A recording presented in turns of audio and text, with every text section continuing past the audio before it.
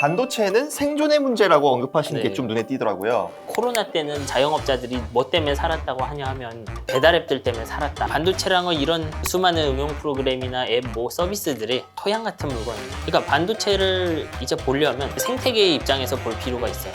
지금 반도체가 부족한 상황인 건 맞지만 그 요인은 여러 가지가 복합적으로 작용하고 네, 있다. 그렇죠. 올해 초만 해도 반도체 슈퍼사이클이 온다고 반도체 투자하시는 분들이 많았는데 슈퍼사이클 온다 아니다 이런 거를 생각하면 좀 의미가 없는 것 같아요, 저는.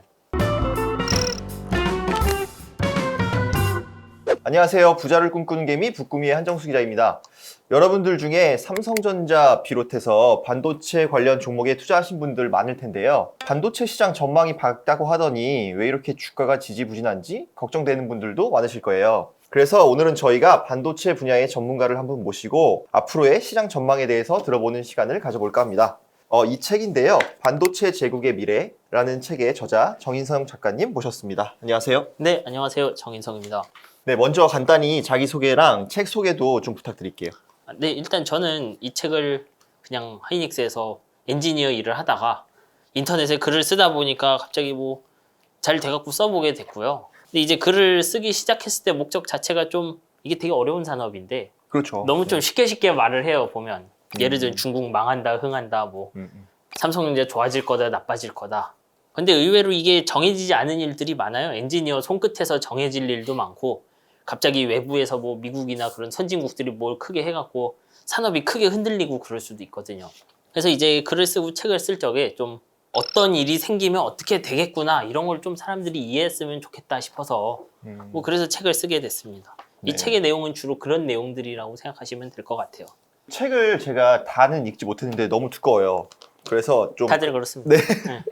저도 그래요. 좀 읽었는데 반도체는 생존의 문제라고 언급하시는 게 네. 좀 눈에 띄더라고요. 그 왜 그렇게까지 생각을 하시는지 궁금하고 세계나 한국 경제에서 반도체가 차지하는 비중이 정말 네. 그렇게까지 생존의 문제까지 말할 정도로 높은지 좀 궁금하더라고요. 뭐 일단 저는 책을 팔아야 되니까 저한테는 확실히 생존의 문제고 이게. 그리고 이제 되게 IT 산업들이 부가가치도 많이 만들고 되게 세상을 많이 바꿔놓지 않습니까? 심지어 이 코로나 때는 보면 자영업자들이 뭐 때문에 살았다고 하냐 하면 배달앱들 때문에 살았다 이런 식으로 얘기를 해요. 근데 이 반도체랑은 이런 수많은 응용 프로그램이나 앱, 뭐 서비스들이 토양 같은 물건이에요, 다. 우리를 살아남게 해주는 것이죠. 이제 그 사실을 알기 때문에 미국이나 중국 같은 선진국들도 그쪽에 헤게모니를 장악해 보려고 뭔가를 많이 하고 있어요, 실제로. 공급망 보고서 이런 것도 나왔고, 미국에서. 중국은 반도체 굴기를 몇 년 동안 한다고 하고 있고. 그러니까 뭐 쉽게 요약을 하면 우리들이 생존하는데 필요한 되게 중요한 것을 공급해주고 있고, 얘네가.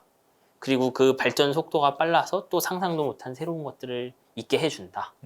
뭐 그렇게 생각하면 될 것 같아요. 그러면 간단히 개념 정리를 먼저 하고 넘어가야 될 것 같아서 드리는 질문인데 반도체가 사실 종류가 나뉘더라고요. 크게 메모리 반도체, 비메모리 네, 반도체 그렇죠. 이렇게 나눌 수 있다고 알고 있는데 둘의 차이점을 좀 설명을 부탁드리고 앞으로의 뭐 시장 전망이나 두 시장의 특성, 확장성 네. 뭐 이런 것에 대해서도 좀 설명 부탁드릴게요. 한국은 뭐 메모리가 유명하니까 메모리 이야기를 좀 해보면 일단 컴퓨터나 뭐 CPU뿐만 아니라 모든 칩들이 어떻게 행동을 하냐 하면 어딘가에다가 할 일을 적어놓고 어딘가에는 이제 내가 만져야 되는 데이터를 쭉 적어놔요. 그럼 이제 할 일을 읽어서 예를 들면 다음 장을 넘겨라 그러면 다음 장 넘기고 숫자 2개를 더해라 그러면 더하고 이런 식인 거죠. 근데 여기 제가 말씀드렸지만 명령어가 적혀 있고 뭐 그 조작해야 되는 데이터가 적혀 있다 그랬잖아요. 그걸 적어놓는 쪽이 메모리죠. 이제 이게 그 한국에서 많이 하는 그런 메모리 반도체들이고 그리고 이제 그러면 그런 명령을 받아서 좀 독특한 일들을 하는 물건들이 있죠. 그런 물건들이 이제 흔히 말하는 뭐 시스템 반도체 그 중에서도 CPU나 GPU라고 생각하시면 돼요. 그러니까 뭐 연산을 하는 것 그렇죠. 그렇게 이해를 하면 되나요? 네, 그러니까 뭐 할 일이 적혀 있는 곳이랑 네. 할 일 하는 녀석으로 나뉘어 있다고 생각해 보시면 돼요. 그리고 한국 기업들은 대체로 할 네. 일을 적혀 있는 그 반도체에 강점이 있고. 네, 그렇죠. 네네네. 기술이 열등한 건 아니에요. 그냥 적혀 있다고만 해서. 이게 적혀 있어야 되는 데이터가 정말 많아요, 실제로는. 그래서 그 동일한 면적 안에 아주 빡빡하게 넣는 기술을 위주로 해온 것이고, 한국의 메모리 회사들은. 그리고 이제 미국에 있는 여러 설계 회사들이나 인텔 같은 회사들은 그 적혀 있는 명령어들 빠르게 처리하는 방식으로 발전했다고 생각하시면 돼요. 그리고 이 책에서 특별히 전하고 싶은 메시지가 있다고 제가 들었는데 어떤 건지 좀 말씀 지금 해주시죠. 사실 앞에 잠시 이야기를 했지만 저는 반도체라는 걸 볼 때 그냥 미세 공정을 엄청 잘해. 뭐 그래서 이 회사가 1등이야. 뭐 내년엔 뭐가 잘 될 거야. 이렇게 생각하지 않았으면 좋겠어요. 그러니까 반도체를 이제 보려면 과거에도 그래 왔지만 그 전체 그 반도체를 만드는 사람부터 쓰는 사람까지 생태계의 입장에서 볼 필요가 있어요. 되게 한 몇 년 전만 해도 인공지능 칩으로 이것저것 아이디어를 내는 스타트업이 많았어요. 미국에 되게 많은데 회사들이 예전 세레브라스 뭐 이런 회사들도 있고. 근데 그런 회사들을 보면 다 그 엔비디아보다 효율이 2배 좋다, 3배 좋다. 뭐 속도가 뭐 몇 배 빠르다 이런 식으로 이야기를 해요. 그렇게 좋은 물건인데 지금 어디 쓰이는 데가 없어요. 잘 찾아보면. 누군가 그 실험적으로 사서 쓰고 있을 뿐이지.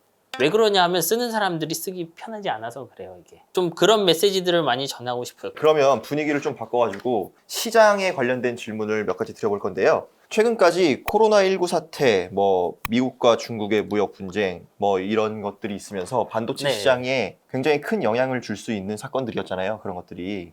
그래서 최근의 시장 흐름은 좀 어떻게 보고 계시는지가 궁금합니다. 일단 뭐 지수를 놓고 보면 이제 한 분기쯤 지났나요? 그 윈터 이즈 커밍 그 레포트가 나오면서 이제 주가가 이제 정말 뭐 날아간다는 표현을 쓰는데 이래 뭐 요새 나락이라고 하죠. 바닥을 뭐 기어 다녔죠. 뭐 이거 출연하기 전에 올라서 다행인데 뭐 하여튼 뭐 그렇게 쭉 흔들렸는데 실제로 그림을 보면 되게 그 반도체가 부족한 상황이 네. 입체적이고 복합적으로 보여요. 저도 뭐 이런 거 본 적이 없는데 일단 그 첨단 칩들은 생산량이 커요. 예를 들면 메모리는 생산량이 크고 근데 최근에 나온 이제 DDR5 같은 거 보면 정작 부품이 부족하더라고 이거 만드는 웨이퍼 만드는 회사들 쉽게 말하면 뭐 그 웨이퍼 찍는 회사들 삼성전자나 하이닉스가 제일 중요하긴 한데 얘들도 자기들이 만든 웨이퍼를 연결해서 조립을 해야 되잖아요. 그러면 그런 데 들어간 부품류 이제 뭐 전력 반도체 이런 것도 부족하고 그리고 뭐 자동차들은 요즘 깡통차들 막 나오잖아요. 그것도 보면 그런 조그만 부품에 가까운 물건들 혹은 되게 조그만 컨트롤러들이 막 부족한 그런 현상이 보여요. 이제 그런 현상이 하나 있고 그리고 다른 한쪽은 엔비디아 같은 곳 그 되게 첨단 공정으로 비싼 칩을 만드는 곳이죠. 근데 그런 곳들도 공급이 부족해요. 근데 이 두 현상을 보면 조금 달라요. 지금 우리가 보는 자동차 쪽 부족이나 아까 그 전력 반도체 같은 거 부족은 큰 회사들의 이야기를 보면 가수요가 있는 것 같아요. 좀 시작점을 보면 미중 무역 분쟁이 생기면서 원래 중국이 좀 기술력이 낮은 칩들을 생산해 왔어요. 그 중심국제라는 회사가 그런 거를 생산했는데 그쪽이 제재를 받으면서 그런 칩들이 부족할 거라고 생각을 했던 것 같아요, 사람들이. 그래서 그런 거를 마구 그 사재기 해놓은 기업들이 몇 개 있는 것 같고 그래서 그런 조그만 부품이 들어가는 물건들이 좀 데미지를 입은 거죠. 하다 보니까 DDR5 같은 거에도 불똥이 한번 튀고 이제 그렇게 공급망 쭉 흔들리다 보니까 뜬금없이 뭐 기판이 부족해서 CPU 생산량이 줄기도 하고 그랬어요. 그 아지토몬가 뭐 하여튼 그런 기판 부족도 막 보이고. 근데 이제 첨단 반도체들은 좀 달라요. 이건 그냥 수요가 커요, 보면. 그 머신러닝 이런 거 하고 뭐 아마존 클라우드 같은 거 올린다고 서비스를 늘리려고 CPU, GPU를 막 사서 그냥 수요가 큰 곳도 있어요. 최근의 큰 토픽은 반도체 부족 현상인데 이것도 한 단어로 딱 표현하는 거 옳지 않고 두 개의 다른 현상이 있다는 걸 좀 이해해야 될 것 같아요. 어쨌든 지금 반도체가 부족한 상황인 건 맞지만 그 요인은 여러 가지가 복합적으로 작용하고 네, 있다. 그렇죠. 작용하는 이해를 것도 하면 많이 되겠네요. 다르고. 근데 제가 알기로는 올해 초만 해도 벌써 이제 1년 다 됐네요. 네. 올해 초만 해도 반도체 슈퍼사이클이 온다고 막 그렇게 하면서 막 반도체 투자하시는 분들이 많았는데 관련해서. 근데 지금 실제 결과를 놓고 보면 진짜 슈퍼한 상황은 아니었던 것 같기도 하고요. 그래서 앞으로의 좀 전망이 어떠신지가 또 궁금하더라고요. 뭐 그거를 제가 알 수 있는 사람은 아닌데 진짜로 이게 근데 이런 게 있어요. 옛날에 이제 제가 초등학생일 때죠. 그때 보면 실례지만 그게 언제쯤인가요? 99년 뭐 이럴 네네네. 때예요. 그때 보면 반도체가 뭐 10분의 1 토막 나고 그랬어요.